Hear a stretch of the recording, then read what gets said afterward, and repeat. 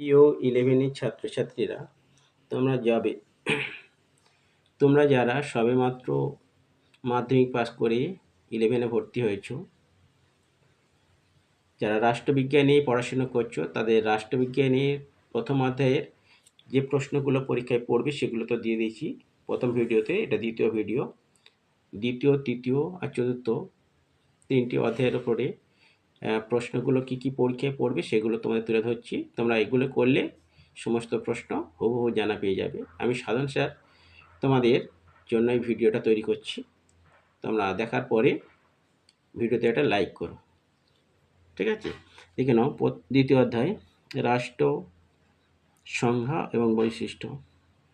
প্রথম প্রশ্ন, রাষ্ট্র শব্দটি সর্বপ্রথম কে ব্যবহার করেন? উত্তর হচ্ছে ম্যাকিয়াভেলি।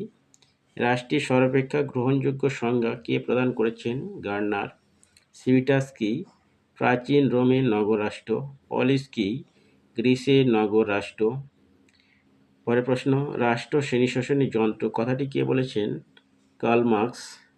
কাদের মতে রাষ্ট্র শ্রেণীশাসনের যন্ত্র? মার্ক্সবাদীদের। রাষ্ট্রের প্রধান বৈশিষ্ট্য লেখো। সার্বভৌমিকতা। দ্য প্রিন্স গ্রন্থের লেখক কে? ম্যাকিয়াভেলি। সোশ্যাল কন্ট্রাক্ট গ্রন্থটির রচয়িতা কে? রুশো। গার্নার প্রদত্ত রাষ্ট্রের সংজ্ঞায় কটি বৈশিষ্ট্য পাওয়া যায়? অত 4টি। রাষ্ট্র হল মানব সমাজের বিরতিহীন ক্রমবিকাশের ফল কে বলেছেন? বার্জেস।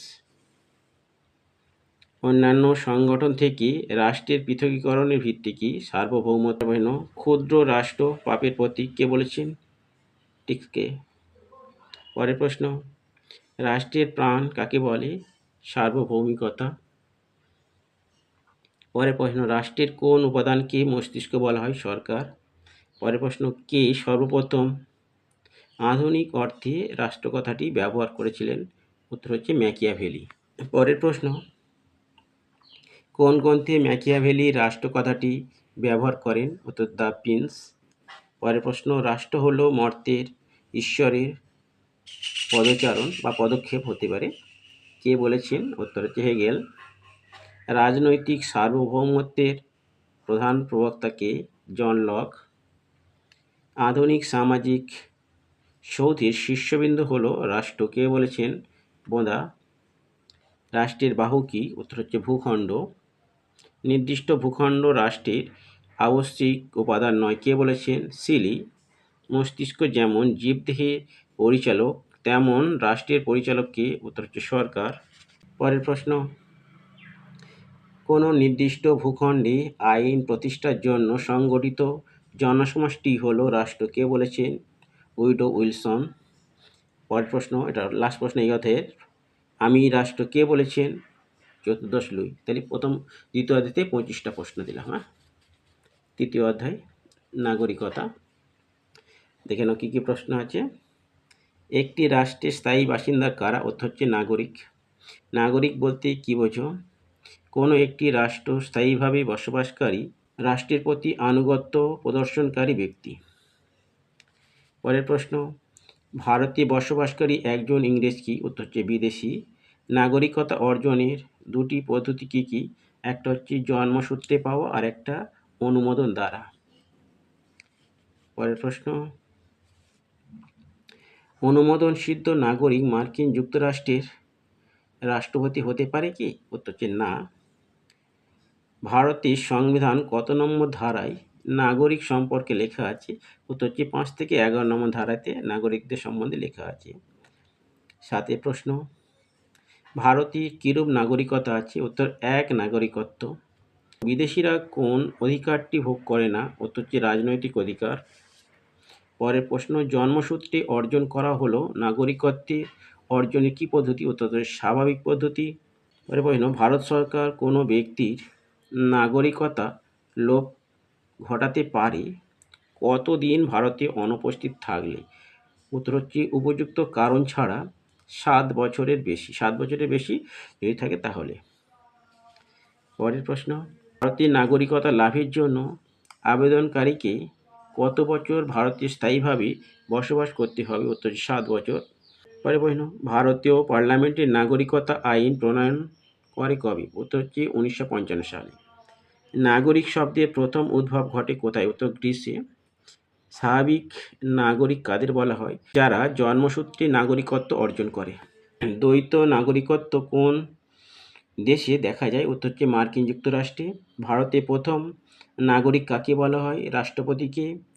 সুনাগরিকতার পথে দুটি প্রতিবন্ধকতা লেখো। একটা হচ্ছে নির্লিপ্ততা আর একটা স্বার্থপরতা। ভারতীয় নাগরিকতা সম্পর্কে আলোচনা করা হয়েছে সংবিধানের কোন অংশে? উত্তর হচ্ছে দ্বিতীয় অংশে। ভারতের সর্বশেষ নাগরিকত্ব সংশোধন আইন পাশ হয় কবে? 2019 সালে। পরের প্রশ্ন, ভারতের নাগরিকতা বিলুপ্তির একটি কারণ লেখো। বিদেশি রাষ্ট্রের নাগরিকত্ব গ্রহণ করলে। নাগরিকত্ব দেওয়ার ক্ষমতা আছে কার? উত্তর হচ্ছে পার্লামেন্টের। পরের প্রশ্ন, স্বেচ্ছাধীন নাগরিকতা অর্জনের শর্তাবলী পূরণের কোন পদ্ধতি? উত্তর অনুমোদন সিদ্ধ। নাগরিক শব্দটির উৎপত্তি হয়েছে কোন শব্দ থেকে? উত্তর নগর থেকে।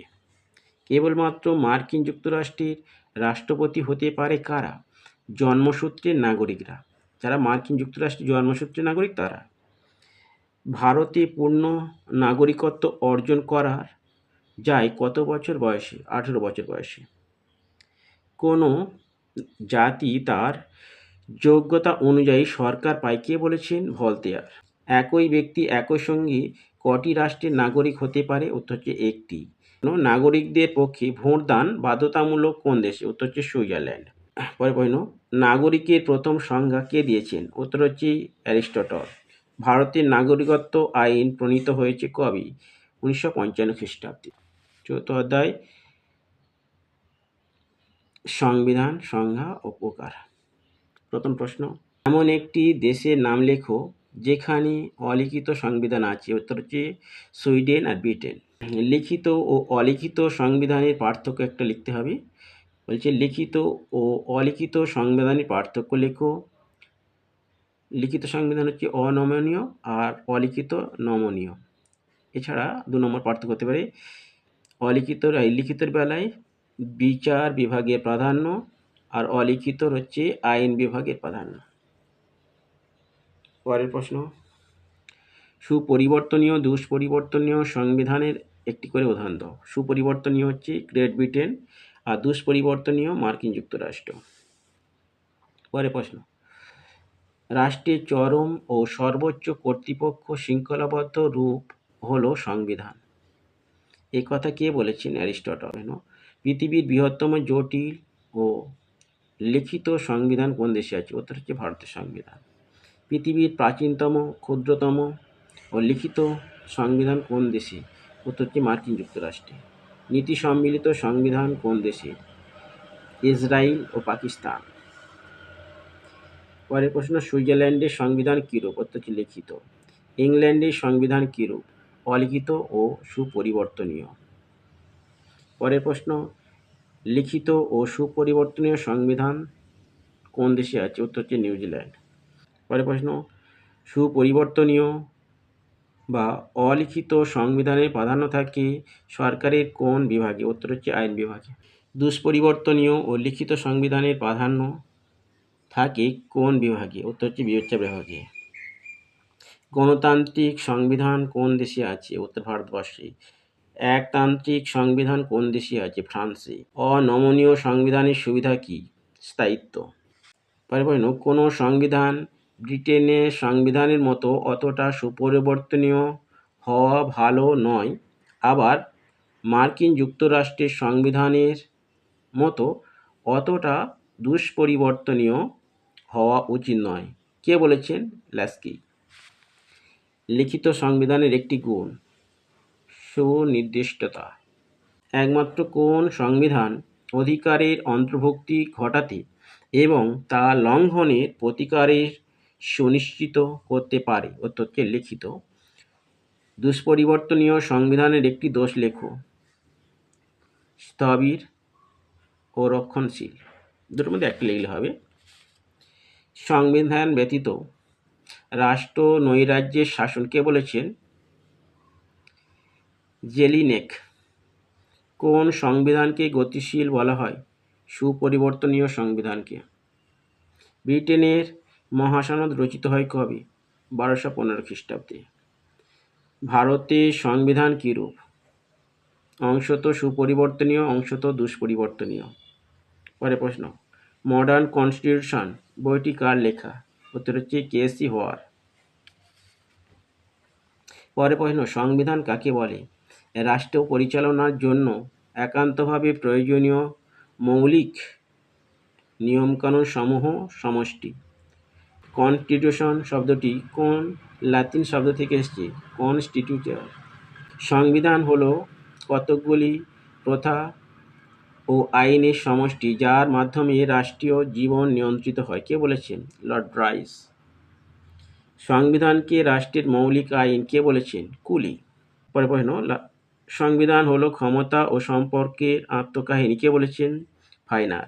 লাস্ট প্রশ্ন, লিখিত সংবিধানের দেশের সর্বোচ্চ আইন কি? সাংবিধানিক আইন।